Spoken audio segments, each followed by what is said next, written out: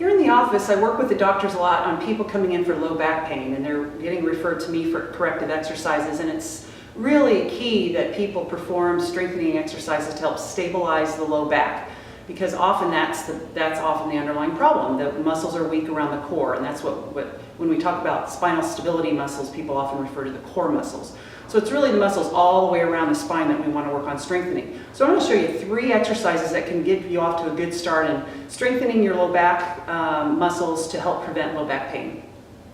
For the first exercise, it's nice to start in an all-fours position. So I'm going to have Kayla get her hands below her shoulders in all fours, knees below hips. Think about keeping ears in line with shoulders, shoulders in line with hips, for good spinal alignment to start, because we always want to start with the right alignment.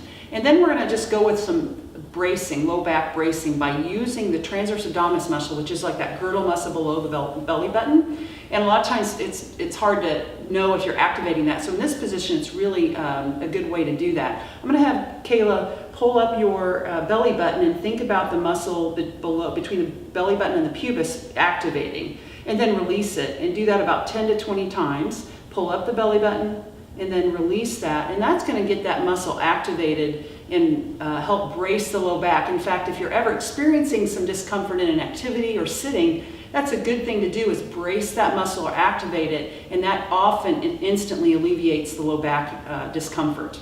Now we're going to get her to the back side. So if you could lay down and have your head back, shoulders back, feet flat on the floor to start, knees bent up to the ceiling. Sorry. And then we're going to have you bring your head up, but support the neck by bringing the hands behind the ears, and that instantly braces the upper core and actually protects the spine. And then we want to get this lower muscle that we just activated and strengthen by starting with just one leg. I like to start with anybody that's got low back pain. I often start with one leg to make sure the low back can tolerate this move, lowering the feet to the floor and then bringing the knee back to the chest. Causes the transverse abdominis to have to work, and if that feels fine, then use both legs to cause resistance, and that's going to help strengthen the transverse abdominis muscle and again help start to provide low back stability. The next exercise I'd have someone do is keeping feet down and head down, and then you can bring your hands down by your hips.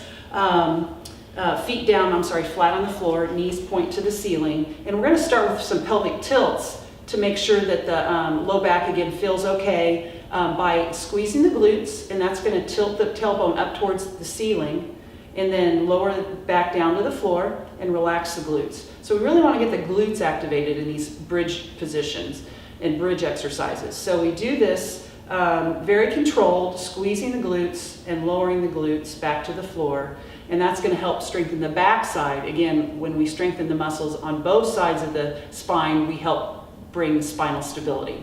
So there's 3 exercises that you can do to help strengthen the muscles around your spine, provide low back stability, and prevent low back pain.